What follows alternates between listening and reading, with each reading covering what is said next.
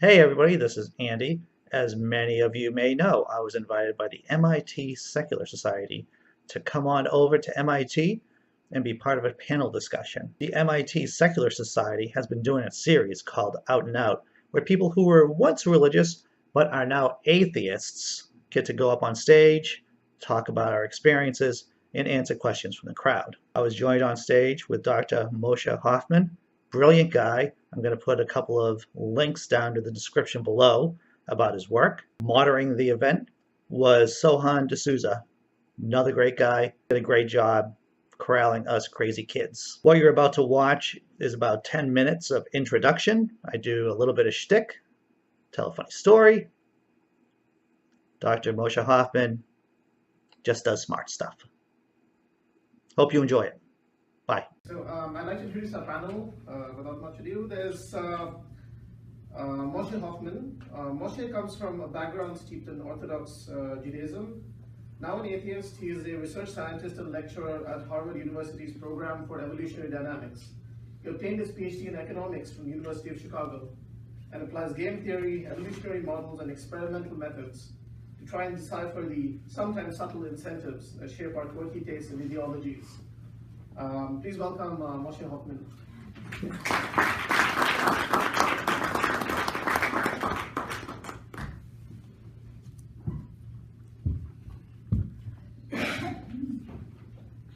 Our second panelist is Andrew Hall.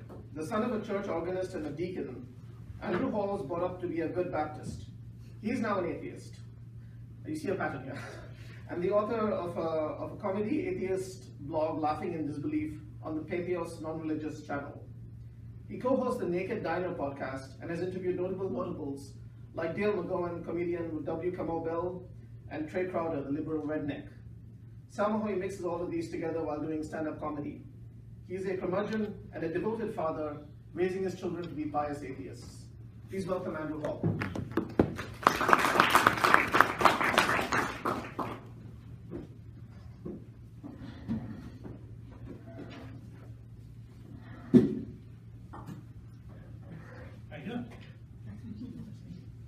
So thank you both for doing this panel. So I'm sure we'll have some very interesting stories to hear.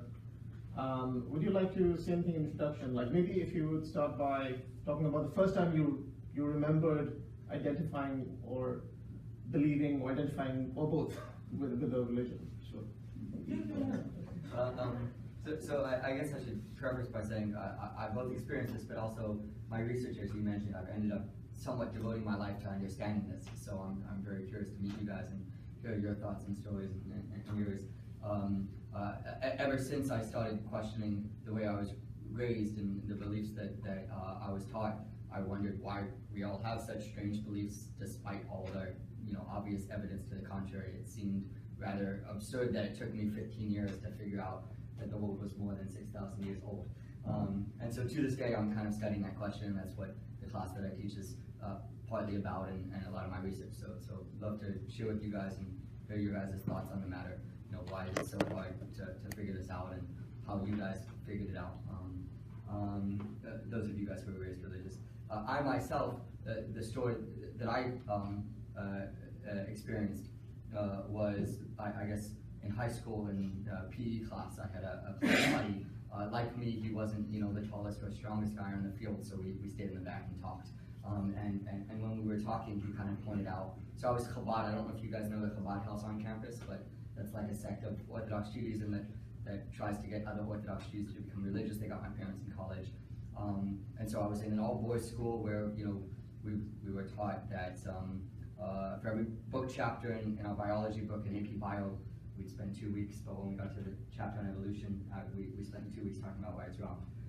So I was sitting in the gym talking to my buddy, the one other kid who was kind of college prone and motivated and smart and literate, and he said, well, what if Judaism is made up just like all the other religions that we learn about in our Jewish classes, and what if evolution is actually right, unlike what Dr. Josephs or Rabbi Josephs was telling us. And he told me a story. I guess I don't know how true it is. Probably not much evidence either way. That like the 10 plates were actually a volcanic eruption with like followed by a slave rebellion. And I was like, oh, that makes a lot more sense. I don't know if it's true, but it makes more sense than like, them being miracles. And I went home and I looked up, as he suggested, skepticsannotatedbible.com, which I don't know if you guys know it. It's great because I learned the Bible in Hebrew as a kid. Every day growing up, we learned select passages, but we never learned that there were two creation stories that conflict with each other.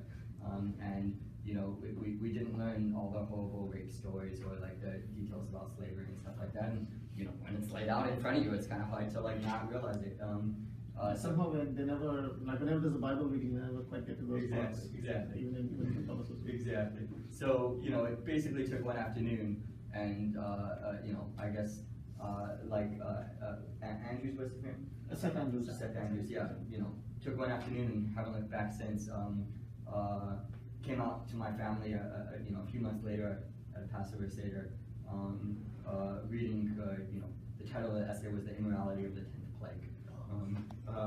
When with all the family there, and it was quite a rowdy. And then right now supposed to be celebrating the Passover. That's true. Passover now. So that's how I came out. We fought a lot. It took many years to start getting along together. Eventually, I married a non-Jewish girl, which also didn't help.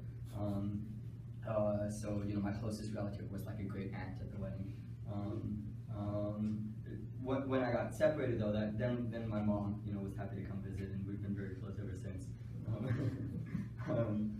But I guess that's my story, and maybe if I could just add some puzzling things about it, and then I'm sorry to take up the time. Oh, no, go right ahead.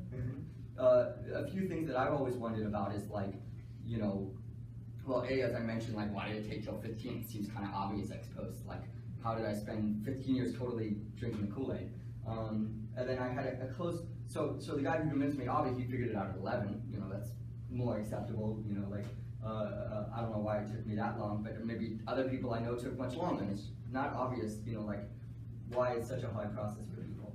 And then I guess there was another guy in our clique, there was actually 3 of us who were really college driven. Benny Malkin was my next door neighbor, and we started talking about it too. And he was getting into it with me and like, arguing a lot, and eventually he just said, I don't want to have these conversations anymore. And when I got engaged to this non-Jewish girl, he cut off the relationship, and I haven't heard from him in 10 or so years. And he became a rabbi. And why did he become a rabbi? And I became an evolutionary researcher. Beats me. We're both we were both smart. We were both hardworking and logical. And for some reason, and I don't know what the difference is. And I guess that's kind of a puzzle to me. I'll definitely go to your research interests. Yeah. And so Andrew, when would you maybe introduce your coming out story? Well, thanks for having me.